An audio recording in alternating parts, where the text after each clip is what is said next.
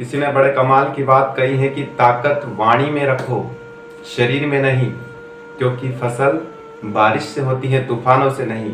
नमस्कार दोस्तों, मैं राघव शास्त्री बैरागी स्वागत करता हूं आपका एक और छोटी सी नई सी कहानी के साथ में। तो आज की कहानी कुछ इस तरह से है कि एक सुनसान सा जंगल था।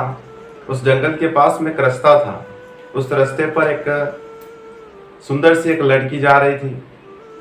उसको भूख लगी तो उसने आसपास में देखा तो वहाँ पर कोई नहीं था और कुछ नहीं था वहाँ पर। तो उस लड़की को भूख लगी तो उसने सोचा कि शायद इस जंगल में मुझे कुछ फल मिल जाएंगे खाने के लिए जिससे मेरी भूख मिट जाए। तो ये सोच करके वो लड़की उस जंगल में चली जाती है। धीरे धीरे जंगल में आगे बढ़ती गई पर उसे कोई फल नहीं मिले, कुछ नहीं मिला।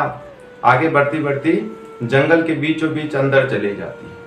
अब वो लड़की जब अंदर पहुंची तो जंगल में सुनसान सा जंगल था, सन्नाटा छा रहा था, पक्षियों की आवाज आ रही थी। लड़की डरने लग जाती है, घबराने लग जाती है। वहां पर आसपास में देखा तो कोई कुछ नहीं है, कोई व्यक्ति नजर नहीं आया, कोई कुछ नहीं। लड़की बड़ी डर जाती है। तभी उसने आवाज सुनी, किसी के पैरों की आवाज सुनी आने। लड़की ने पैरों की आवाज सुनी तो देखा तो उसके सामने एक 20 वर्ष का एक लड़का आकर के खड़ा हो जाता है। लड़के को देख करके और ज्यादा लड़की डर जाती है, घबराने लग जाती है। लड़के ने पूछा कि तुम कौन हो और यहाँ पर क्या कर रही हो?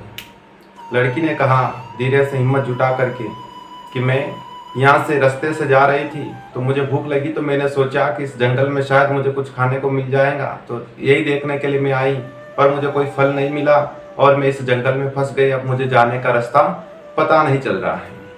लड़के ने कहा कि घबराओ नहीं, मैं भी इसी तरह यहाँ पर फंस गया हूँ, मैं भी इसी तरह फल खाने के लिए आया था और मैं भी यहाँ पर अटक गया हूँ। घबराओ नहीं, तुम मेरे साथ में चलो, अपन दोनों मिलकर के यहाँ से बाहर निकलने का रास्ता ढूंढते हैं। लड़का लड़की को साथ में लेकर के चल पड़ता है। लड़का आगे आगे हो जाता है, पीछे लड़की आती है। थोड़े आगे जाने के बाद में देखा तो एक छोटा सा तालाब था। लड़के ने कहा कि जाओ उस तालाब में जाकर पानी पी लो, थोड़ा सा अपनी प्यास बुझा लो। लड़के ने लड़की से कहा तो लड़की जा करके पानी पीती है। उसके बाद में लड़का भी जाकर हाथ मुंह धो करके पानी पीता है। उसके बाद लड़की ने कहा कि अब अपने को बाहर निकलने का रास्ता ढूंढना है। तो लड़के ने कहा कि तुम कुछ सोचो, तुम्हारे हिसाब से मैं अपने हिसाब से सोचता हूँ किस तरह से यहाँ से बाहर निकला जाए। इस तरह कह करके लड़का कुछ सोचने लग जाता है। उसके बाद में उस लड़के ने देखा तो जो सूर्य था वो पश्चिम दिशा में आ गया था। यह देख करके लड़के ने मन में विचार किया कि जब मैं यहाँ पर फंसा था, मैं सुबह के 12 बजे से यहाँ पर फंसा हुआ हूँ उस जंगल में और अभी लगभग 4 बज गए हैं शाम के।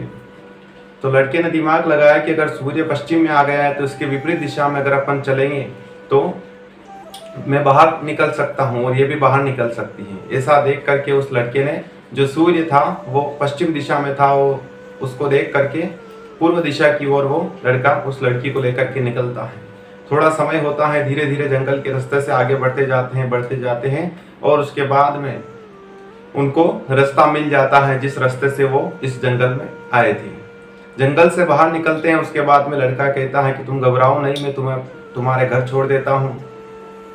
लड़के ने देखा कि लड़की डरी हुई है और इसको और ज़्यादा डर लग रहा है। तो लड़के ने अपने कहा कि तुम मुझे अपना भाई समझ सकती हो और तुम मेरे बहन की जैसी हो, चलो मैं तुम्हें तुम्हारे घर छोड़ देता हूँ और आज के बाद इस जंगल की तरफ आना मत। इस तरह कर करके लड़का उस लड़की को उसके घर छोड़ करके आता है। कहानी छोटी सी है परंतु बहुत बड़ी आपको सीख दे करके जाती है कि कभी भी अपने आप को अकेला नहीं समझना चाहिए। जब भी आप किसी मुसीबत में फंस जाओ तब एक दूसरे का सहारा बन करके हमें आगे निकलना चाहिए और कभी भी अपनी ईमानदारी नहीं छोड़नी चाहिए, कभी भी अपने संस्कारों को नहीं छोड़ना चाहिए। तो मिलते हैं अगली कहानी के साथ में। तब तक के लिए जय श्री कृष्ण, जय श्री राधे। और जाते जाते एक ही बात कहना चाहेंगे कि कर दिखाओ कुछ ऐसा कि दुनिया करना चाहे आपके जैसा।